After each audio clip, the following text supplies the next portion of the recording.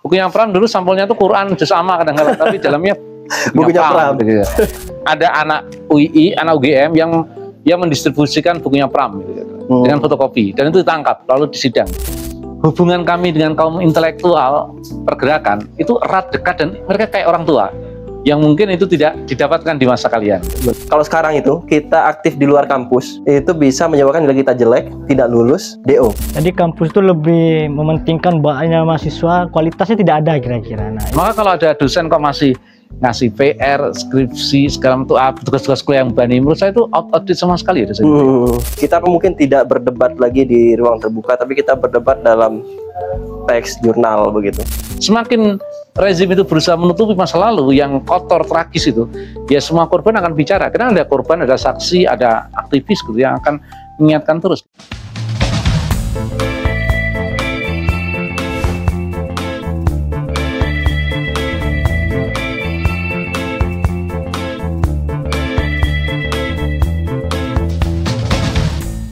Halo teman-teman sekalian, berjumpa lagi di podcast Komunitas Kali Metro. Seperti biasa, podcast kita selalu mengundang tokoh-tokoh, baik itu penulis, ataupun aktivis, ataupun akademisi. Nah, senang sekali pada hari ini kita kedatangan tamu spesial, seorang penulis yang sangat terkenal bagi aktivis mahasiswa.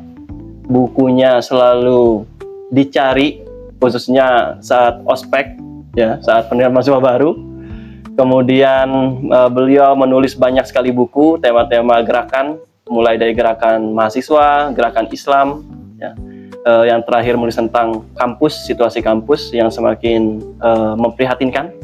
Nah, pada kesempatan kali ini kita kedatangan tamu, yaitu Pak Eko Prasetyo. Selamat siang, Pak Eko. Selamat siang. Gimana kabarnya, Pak Eko? Alhamdulillah baik.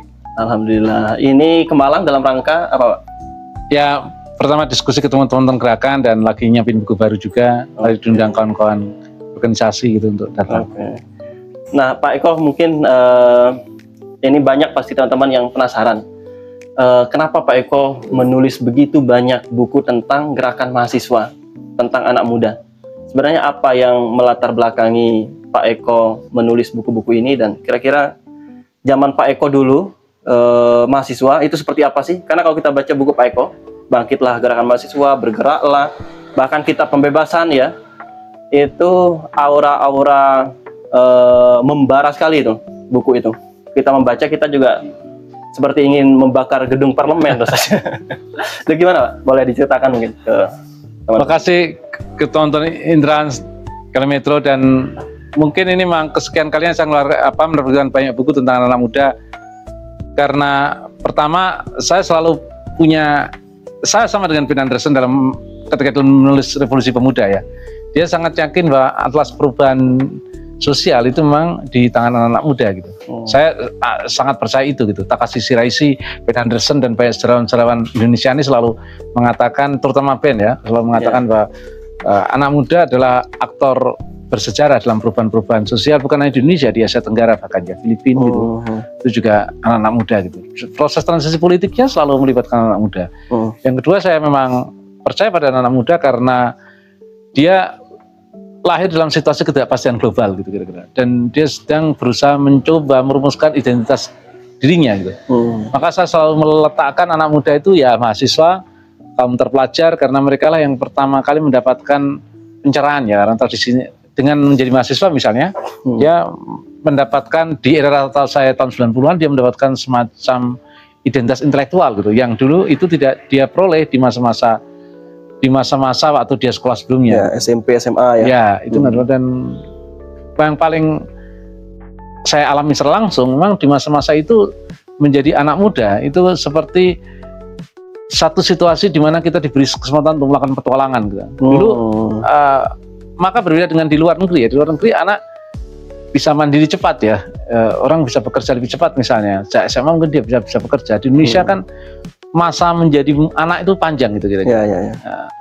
Bahkan anak mahasiswa kadang-kadang nggak merantau, akan tinggal sama orang tuanya gitu.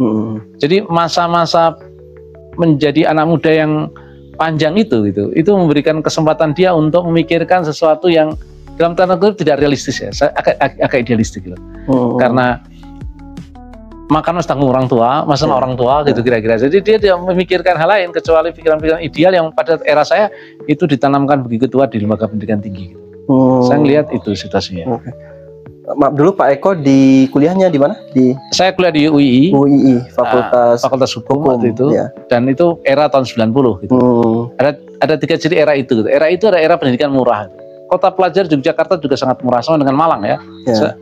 Saya tahun 94, 95 datang ke Malang juga masih sangat murah gitu. Biaya hidupnya sangat murah gitu. Itu membuat saya kosnya murah, biaya sekolah kuliah murah gitu.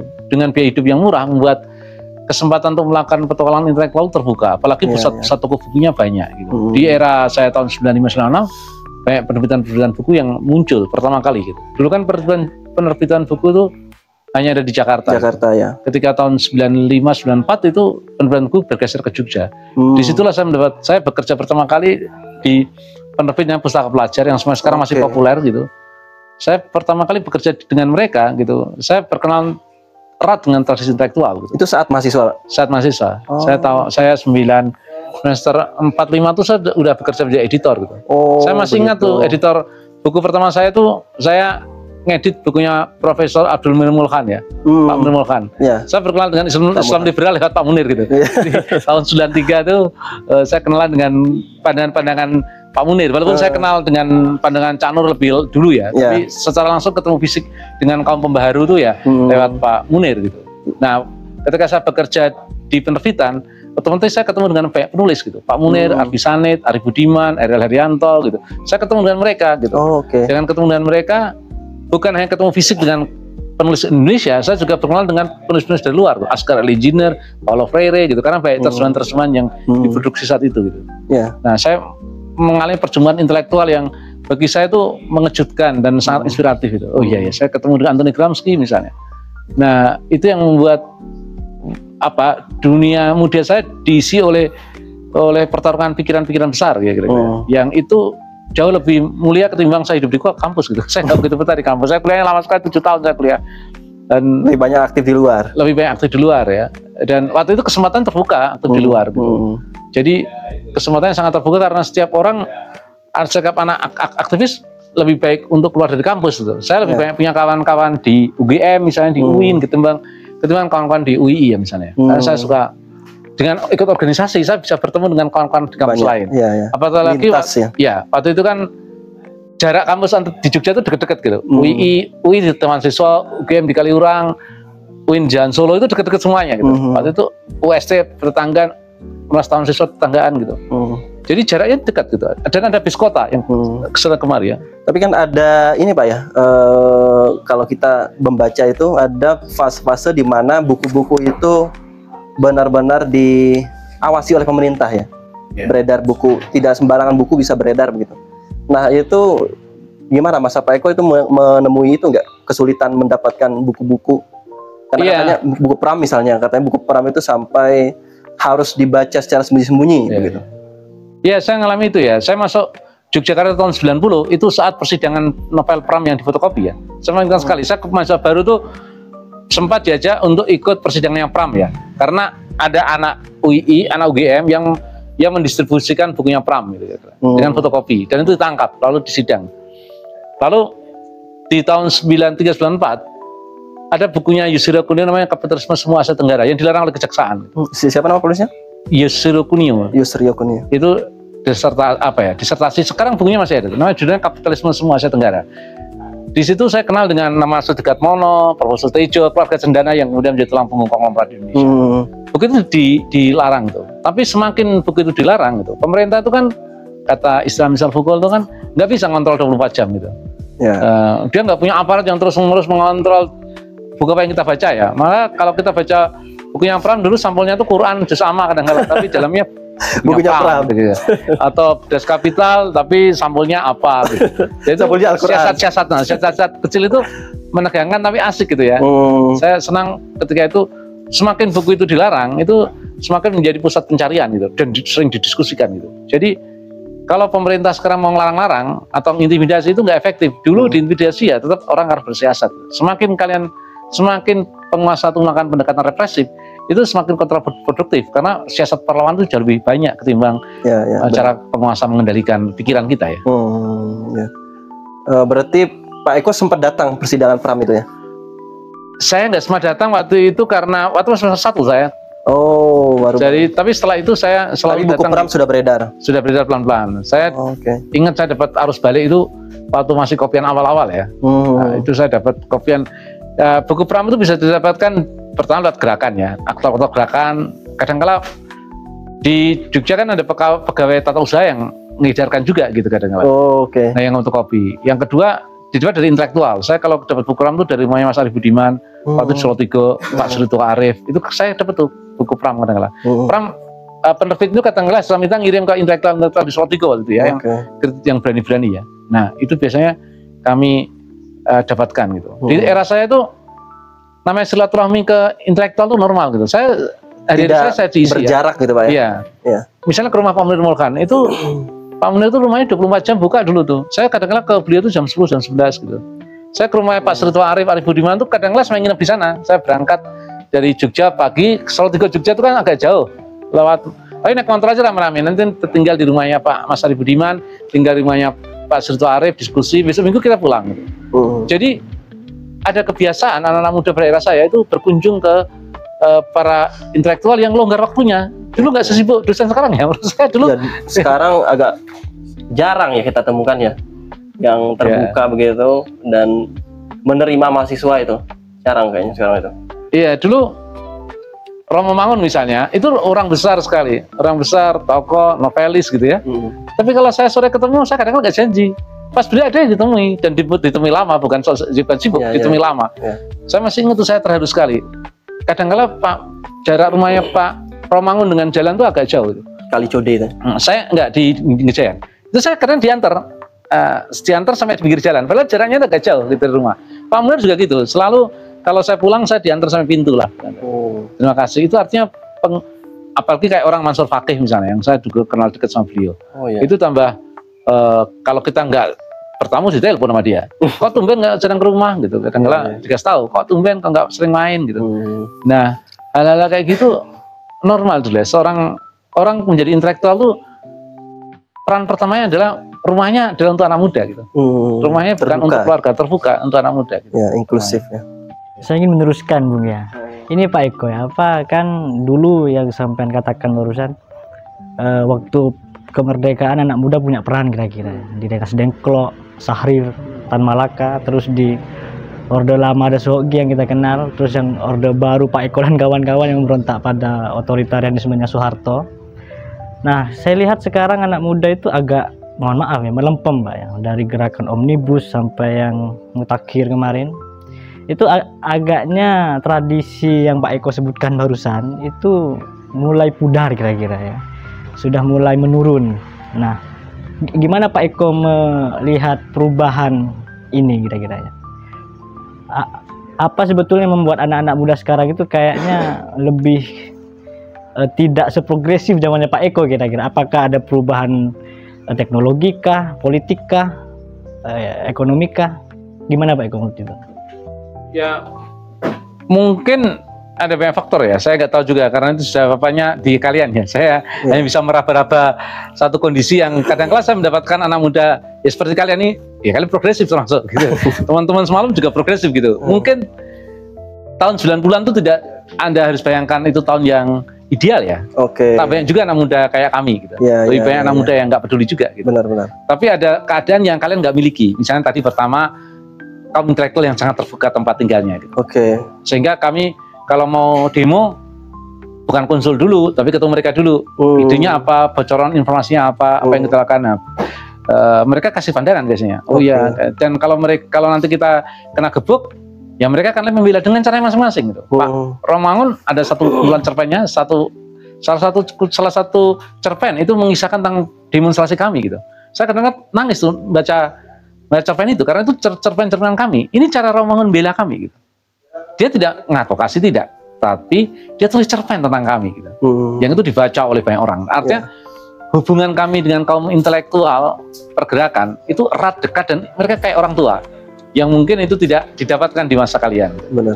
Yang kedua, kampus ya, yang saya tulis dalam buku kampus hari ini. Ya. Kampus pada era saya memang kampus yang sangat liberal ya, dalam artian tidak represif gitu, dan masih banyak para akademisinya yang sangat pro dunia gerakan ya. Karena mereka juga alumni gerakan misalnya. Oh, entah alumni PMI, entah HMI, entah alumni apapun ya. Tapi dengan posisi sebagai alumni, dia selalu saja berusaha untuk mempertahankan iklim gerakan gitu, di kampusnya. Nah ini tidak ada. Makin lama makin represif kampus itu. Nah itu yang bahkan hubungan saya dengan di UII itu punya kelebihan. Jadi kalau Anda menjadi ketua pers mahasiswa atau ketua BEM gitu, itu kedudukan mulia sekali gitu. Kalau ada tamu, dia menyambut dengan rektor gitu. Kalau ada ada acara-acara, dia juga ngasih sambutan gitu. Jadi penghargaan kampus pada kaum aktivis itu tinggi gitu. Orang kemudian merasa penting dong jadi aktivis. Aktivis di kampus saja diperankan sevital itu gitu. Yeah. Nah sekarang ini jadi ketua BEM itu kan nggak ada bangganya, kadang-kadang kan bangga di antara internal aja toh. Nah aku melihat iklim intelektual, iklim kampus dan masyarakat yang tidak terlalu kompetitif ya. Dulu namanya hidup sederhana itu menyenangkan lah. Saya ke kampus naik sepeda, meskipun teman saya naik mobil, dan ada banyak jenis anak seperti saya gitu. Yang sekarang ini kan dunia makin hedonistik dan kapitalistik ya. Jadi basis material itu menjadi penentu status seseorang gitu. Di masa saya hampir nggak ada. Di masa saya nggak ada kelas internasional. Adanya kelas internasional itu menjadi pemeringkatan dunia perguruan tinggi kan. Jadi eksklusif loh. Jadi dulu anak kedokteran sama anak hukum nggak jauh beda kayak sekarang gitu. Anak kedokteran jadi aktivis. Teman saya jadi dari kedokteran, dan itu nggak masalah gitu. Sekarang kan nggak, kayak anak kedokteran nggak bisa ikut gerakan karena dia sibuk lah, inilah. Dulu anak teknik, anak kedokteran itu gampang karena kampusnya memberi ruang dunia gerakan tuh lebar gitu. Berarti ada semacam ini Pak ya, solidaritas sekarang antara dosen dan mahasiswa itu ada gap, jurang yang besar kira-kira ya. Dosen sibuk dengan urusannya masing-masing, kami juga sibuk dengan tugas yang dikasih oleh dosen ini. Nah, jadi tidak ada keterikatan batin kira-kira Pak ya, tidak ada kesinambungan. Iya, iya. Nah, mungkin juga karena jumlah mahasiswa terlalu banyak ya. Bisa jadi. Dulu jumlah mahasiswa kan dikit, nggak kayak sekarang. Padat ya sekarang. Ya, dulu kan cuma 3-4 kelas, jadi dosen tuh kenal mahasiswanya gitu. Sekarang kan terlalu banyak ya, jadi dosennya juga nggak kenal sama kita tuh. Kalau tadi Pak Eko cerita lebih banyak beraktivitas di luar kampus ya. Dan kalau tidak salah ada satu video Pak Eko yang viral ngomongin tentang almarhum Pak Kausar ya. Artijo. Ya, Artijo. Karena Pak Eko kan mahasiswanya juga itu dulu. Nah, dulu itu gimana sih Pak? Apakah kalau sekarang itu kita aktif di luar kampus itu bisa menyebabkan nilai kita jelek, tidak lulus DO, sehingga orang-orang teman-teman mahasiswa itu memilih untuk aktif saja di kampus. Beberapa malah tidak mau gabung dengan organisasi ekstra katakanlah ya, tempat bertemu tokoh-tokoh dan ide-ide progresif itu. Nah kalau dulu gimana Pak? Aktif di luar kampus itu tidak mempengaruhi akademik atau?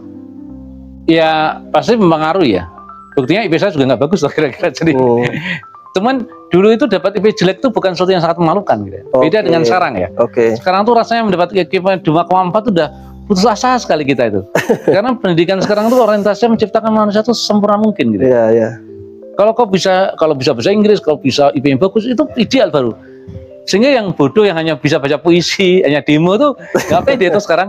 Dulu saya ini bodoh semuanya kan, IP-nya jelek lagi, bisa saya cuma nulis doang. Tapi karena dunia gerakan tuh menghargai peran saya yang minimal itu, jadi saya merasa memang bukan IP kok yang saya buru gitu. Terserah mau IP 1,5 karena itu bukan target saya gitu. Benar. Nah, menemukan jati diri identitas itu ditemukan di dunia gerakan. Oh iya, saya memang merasa bahwa semester 1-2 itu saya rajin kuliah, tapi 3-4 itu baru terasa itu.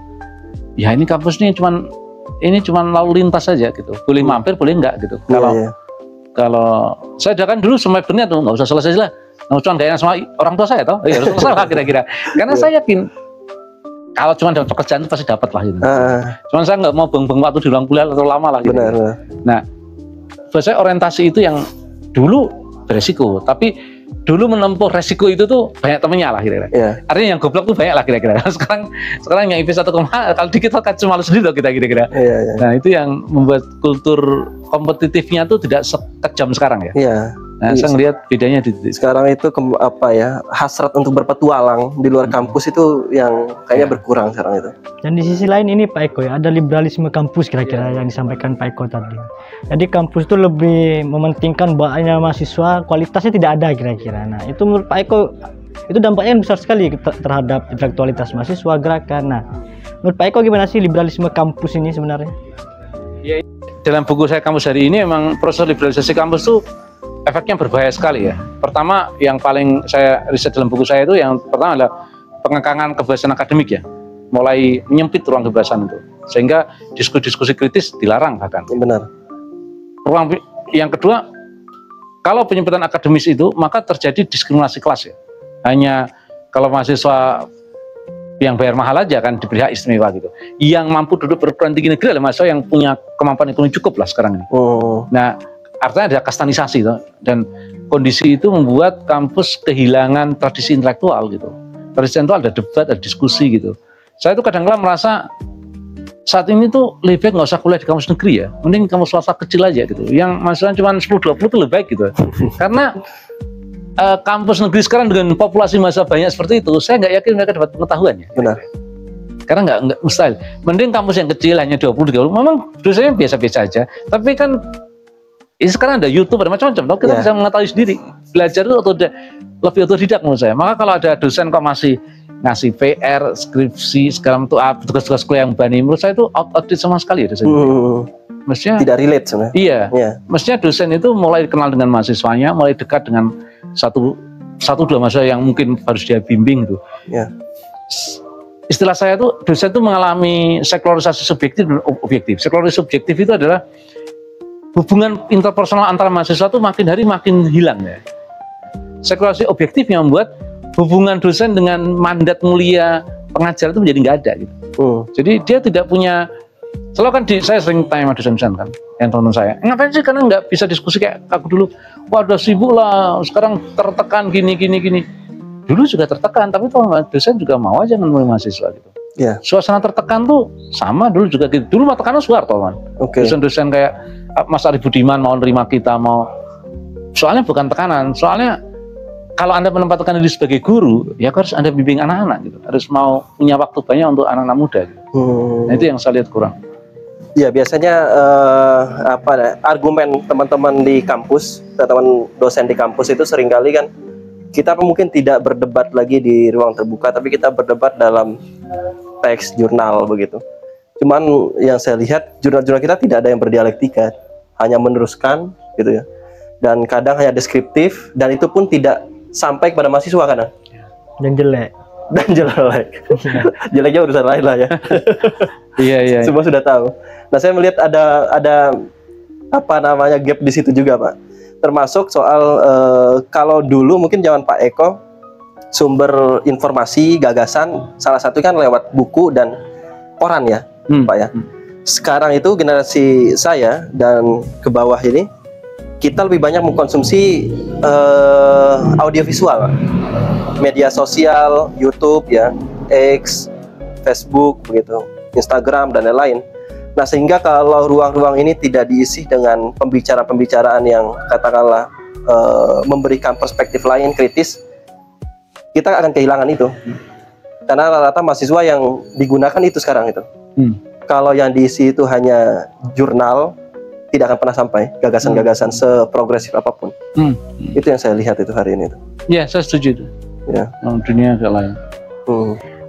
Apa yang di akhir-akhir ini kan Pak, ada banyak sekali ya dari tokoh-tokoh publik kita yang mengucapkan sesuatu yang tidak seharusnya diucapkan oleh seorang tokoh publik kira-kira. Kayak Fadlizon, dia bilang tidak ada pemerkosaan massal 98, padahal buktinya sudah jelas. Ya, banyak buku, banyak riset tentang itu. Yang kedua, seorang Gus Ulil, Absar Abdallah yang mengatakan apa sih pentingnya mengembalikan lingkungan hutan, atau lingkungan ke asalnya kira-kira. Terus beberapa kali ya kita dengar tokoh-tokoh publik yang berbicara tidak seharusnya diucapkan oleh satu tokoh publik. Nah itu kan berarti ada semacam moralitas yang dicederai Pak ya, dan juga kita patut mempertanyakan keberpihakannya gitu. Nah menurut Pak Eko sendiri, seorang intelektual, seorang tokoh publik, seharusnya di manakah dia harus berpihak kira-kira ya? Keberpihakan itu apa sih gitu menurut Pak Eko? Ya, semalam kan kita diskusi panjang tuh tentang intelektual gitu. Saya memang masih melihat keberpihakan intelektual tuh di negara dunia ketiga itu keberpihakan kepada mereka yang selama ini menjadi mayoritas, yang ditindas, yang dieksploitasi gitu. Karena peran intelektual yang terpenting itu adalah mengingatkan kekuasaan, mengawasi kekuasaan, mengajak orang untuk berani beroposisi pada kekuasaan gitu. Sekarang ini keadaannya menjadi rumit karena setiap orang tuh punya panggung untuk berkomentar gitu. Iya. Jadi seperti yang Dirimu bilang tadi, karena ada media sosial segala macam, sehingga semua orang itu harus bicara yang kadang-kala bukan bagian dari pengetahuannya gitu. Buat saya Gus Ulil ngapain bicara soal lingkungan? Dia itu memang nggak punya otoritas cukup untuk bicara itu gitu. Yeah. Saya nggak mungkin bicara tentang hulu ledak nuklir gitu. Walaupun saya nanti ditanya misalnya, karena itu bukan kompetensi saya gitu. Atau fisika. Ya, harusnya orang kayak Gus Ulil tahu diri juga kan. Nggak perlu juga dia bicara soal-soal yang di luar wewenang otoritas pengetahuannya gitu. Kecuali dia bicara soal Al-Ghazali dengan lingkungan, itu mungkin ada konteksnya gitu. Sehingga apa yang diargumentasikan itu bukan sesuatu yang di luar kepakarannya gitu. Ya istilahnya ada satu buku namanya ini kan rezim anti kepakaran loh kira-kira. Nah, anti kepakaran itu yang sekarang ini terjadi, sehingga orang biasa dengan intelektual hampir sama kualitas omongannya gitu. Benar. Nah, tanpa argumentasi, dan karena ini dikatakan terus-menerus gitu, orang kemudian percaya kira-kira. Nah, sama dengan Fadlizon yang bilang nggak ada perkosaan gitu. Itu menurut saya memang upaya dia untuk mencipta, apalagi dia punya proyek buku sejarah kan. Ya, revisi. Dia ingin mengubah masa lalu itu dengan cerita dia, tapi mana mungkin tuh berhasil ya. Semakin rezim itu berusaha menutupi masa lalu yang kotor, tragis itu, ya semua korban akan bicara. Karena ada korban, ada saksi, ada aktivis gitu yang akan mengingatkan terus gitu. Maka seorang intelektual menurut saya memang keberpihakannya ada persoalan keadilan dan kebenaran, kemanusiaan terutama.